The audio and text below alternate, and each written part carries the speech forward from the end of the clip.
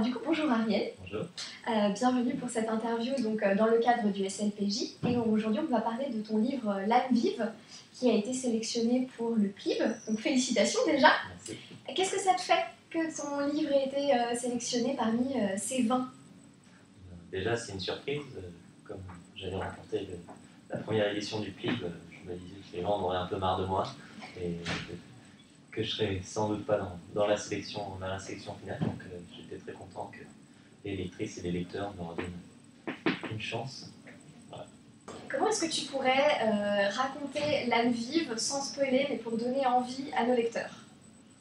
Alors, je pense que la première chose à faire, c'est de résumer un peu l'histoire qui précède les événements du roman. Donc, on est sur un univers, enfin un monde qui a connu une apocalypse écologique. Donc, on est des années, même des siècles après que l'océan se soit transformé en pétrole, la neige est devenue toxique, quasiment toutes les terres se sont désertifiées, et donc les civilisations sont tombées. Et un peuple nommé les Ahati s'est relevé de ses cendres après cet apocalypse et a recréé une civilisation dans le désert. Seulement, dans ce peuple, à peu près une personne, un individu sur 10 000 était doué d'un don qui s'appelle le don d'empathie et qui est nommé ainsi de façon assez ironique puisque c'est quelque chose de beaucoup moins sympathique qu'il n'y paraît. En fait, c'est une personne douée de ce don, donc un empathe. Si elle touche la peau, si elle est en contact avec la peau d'une autre personne, est capable de sentir ses émotions, de les comprendre, d'entrer dans ses souvenirs, de les voir et d'y vivre comme si elle était un peu un spectateur d'une télévision dans ses souvenirs, et surtout de pouvoir modifier au stade le plus avancé de son don, de pouvoir modifier les sentiments en fait, des personnes qu'elle touche, et par exemple de transformer la haine en amour ou vice-versa. Et bien sûr, ces individus, donc les empathes, ont fait ce que tout individu doué de tels pouvoirs aurait fait, c'est-à-dire qu'ils ont transformé les gens qui n'avaient pas ce don en esclaves. En fait, ils ont modifié leurs sentiments de façon à créer une société où ils étaient eux-mêmes tout en haut, à la caste la plus haute, une société de caste très très bien divisée, où ils ont réussi à devenir les tyrans en fait, des différentes cités de la civilisation qui avait été recréée. À la suite de ça, la caste la plus basse, qui appartient à un autre peuple qui est physiquement différent des Atis, qui s'appelle donc les Moédins, se sont en fait extirpés des villes qui étaient sous le contrôle des tyrans, et ils sont allés, quitte à en mourir de faim, se perdre dans des montagnes très inhospitalières, où ils ont fondé un village. Et quelques années plus tard, une météorite est tombée sur ce village, et au cœur de cette météorite, en fait, les Atis ont découvert, les Moédins ont découvert un métal liquide qui sont nommés le vif-argent. Et ils se sont rendus compte qu'en touchant ce métal liquide, quand ils étaient à son contact, l'influence des empathes disparaissait totalement, et même ils ne pouvaient plus être contrôlés par les empathes, du moment qu'ils avaient un contact avec ce métal. Donc, qu'est-ce qu'ils ont fait avec? Ils ont fait des armes et ils sont allés faire la guerre aux empathes, et suite à cette grande guerre, les Moédins ont gagné, et ils ont formé la République d'obédience sur le territoire qui était entièrement à l'origine contrôlé par les Atis. Seulement, cette République, c'est une République qui est un peu au sens antique du terme, c'est-à-dire que tous les citoyens ils sont libres et égaux, mais tout le monde n'est pas un citoyen dans la République, il y a encore beaucoup d'esclaves, ils appellent des domestiques, et bien sûr ces esclaves sont les Atis, donc l'ancien peuple qui étaient les dominants. Donc voilà, ça c'est toute la situation qui se passe à peu près un siècle avant les événements qui sont relatés dans l'âme vive. Et dans l'âme vive, on va pouvoir découvrir 5 personnages qui en fait sont 5 adolescents ou jeunes adultes qui appartiennent à un peuple ou l'autre avec différents dons et différents statuts dans ces peuples. On va voir par exemple 2 lames, donc Griff et Sabre. Et lames, ce sont, comme le titre du roman l'indique, ce sont des enfants soldats en fait qui sont élevés uniquement pour le combat, qui n'apprennent rien d'autre, ils savent à peine lire, à peine écrire, c'est pour ça qu'ils n'ont pas de nom, à part, normalement ils ont des numéros, mais eux ils se donnent les noms des armes qu'ils manient au combat. Et ces armes viennent du vif argent, encore une fois, qui est injecté directement dans leurs veines et qui va leur permettre non seulement de développer des dons de télépathie, mais aussi de le faire sortir à tout moment sous forme d'armes blanches avec lesquelles ils sont très doués pour le combat. Seulement, le pendant de cette injection de vie-par-genre, c'est que les lames n'ont qu'une durée de vie très limitée parce que le métal les empoisonne de l'intérieur, comme du mercure, et ils meurent au bout d'une dizaine d'années au maximum. Et une fois qu'ils sont morts, la République, qui les utilise donc comme soldats pour traquer les derniers empax du monde, et les ennemis aussi de la République, de façon générale, prend leurs cadavres et les fait passer dans des centrifugeuses pour récupérer une vie par genre et pour le réinjecter à d'autres enfants. Donc ça, c'est le côté un peu dystopique de l'univers. On va suivre également une des dernières empax, une renégate qui s'appelle Mina, qui elle vit dans la dernière cité des Atis libres, entre guillemets, qui est une cité golem. Alors les golems, ce sont des créations magico-technologiques de cet univers qui sont créés avec un autre métal qui s'appelle l'aurum, qui lui, contrairement au bif-argent, a la capacité en fait de donner la vie à n'importe quelle matière inerte dans laquelle il est inséré. Donc la cité golem traverse l'océan noir, l'océan de pétrole, en permanence, et plein de bateaux sont accrochés à cette cité pour en fait être toujours en déplacement et éviter d'être retrouvés par des escouades de lames et détruites. Et cette jeune fille, donc, qui est une des dernières empates, elle refuse d'utiliser son don parce qu'elle considère que tous les malheurs de son peuple, et tous les malheurs du monde presque, se sont produits à cause de ce don. Mais il s'avère que sa sœur jumelle a disparu depuis des années et qu'elle sait pertinemment que sa sœur est retenue prisonnière à obédience dans la ville elle-même et elle veut la retrouver. Et à la base de l'intrigue, Mina va découvrir Griff agonisant quelque part et elle va essayer de le convaincre de l'aider à retrouver sa sœur. Donc ça, ce sont, on va dire, l'enjeu, le cœur principal de l'intrigue, sur lequel va se greffer beaucoup d'autres personnages avec d'autres dons, d'autres pouvoirs et surtout d'autres idéologies et d'autres objectifs.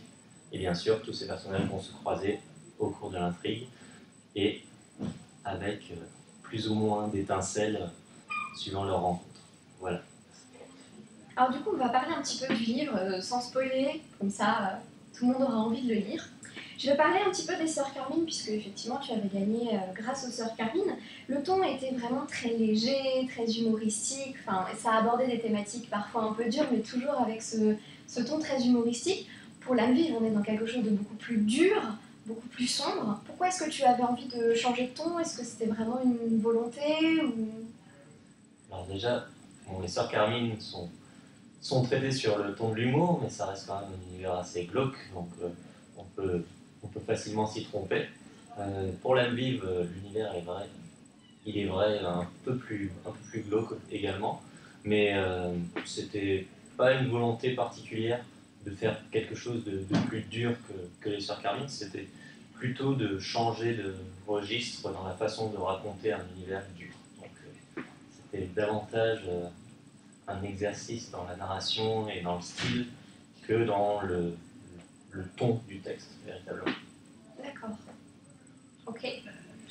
J'ai remarqué aussi que tu écris beaucoup de personnages féminins, ce qui n'est pas forcément peut-être facile quand on est un homme d'écrire des personnages féminins.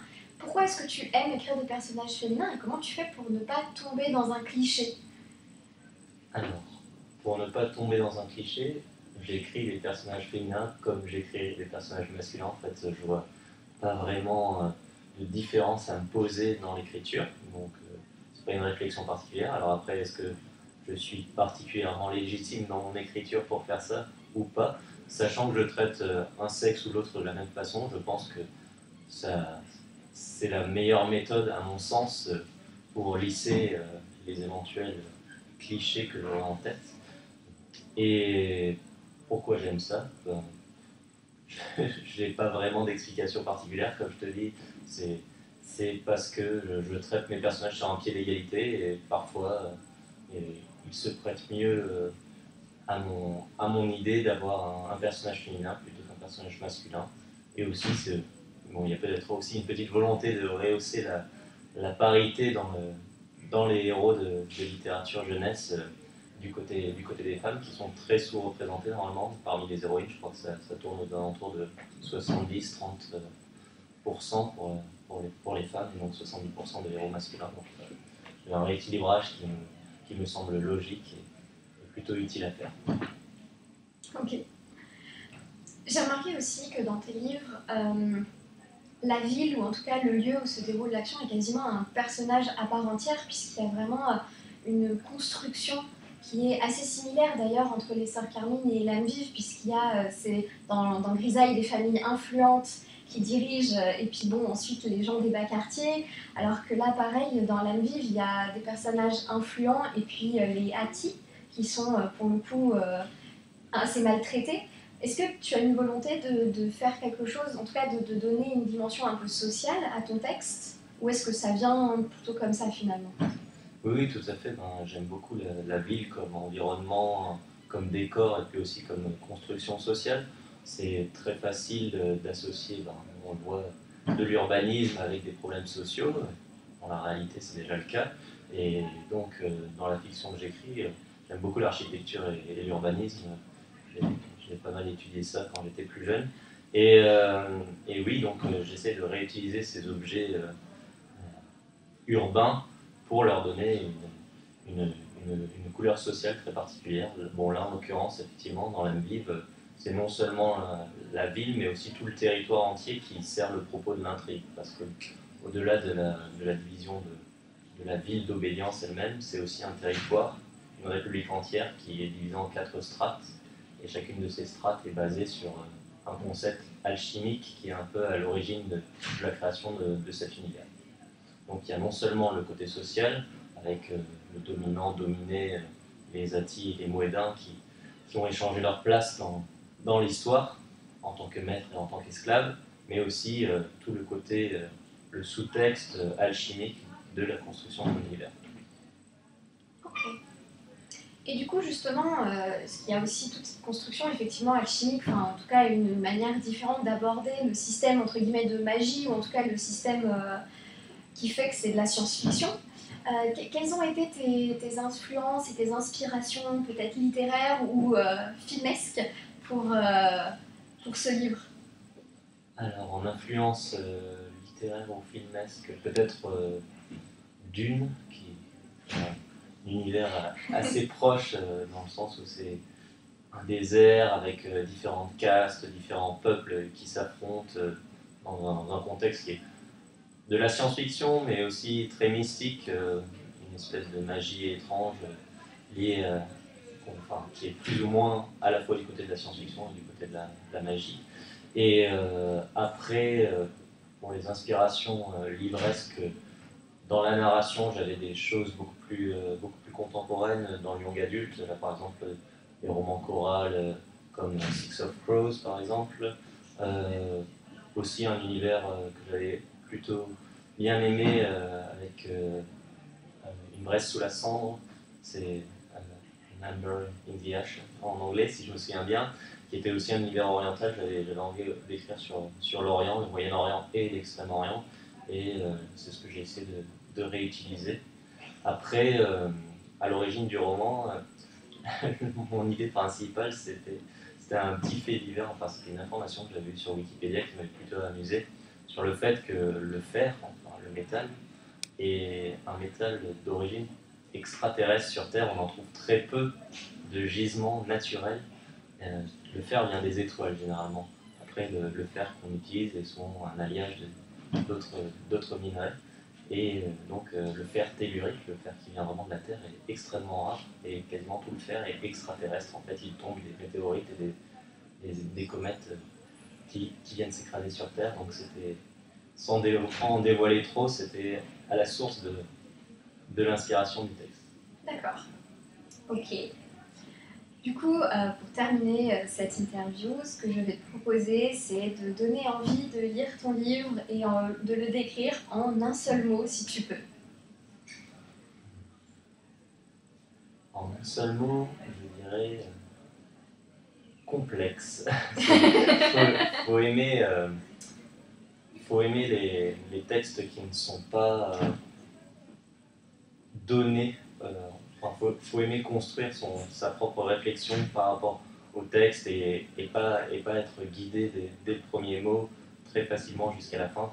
J'avais envie de... Oui, voilà, un cœur de personnages qui ont tous un parcours assez difficile et j'avais envie que les lecteurs et les lectrices soient aussi amenés à être dans leur lecture sur ce même parcours un peu accidenté, un peu mystérieux. On n'est jamais... Bien sûr, tout est explicable et tout est expliqué. Il n'y a rien de caché, sauf les mystères qui seront révélés dans le tome 2. Mais le parcours lui-même demande un investissement de la part du lectorat que je trouve intéressant parce que ça permet d'appréhender de façon beaucoup plus proche et beaucoup plus personnelle la construction du récit et le récit lui-même. Ok. Ben, merci beaucoup Ariel. Merci à toi.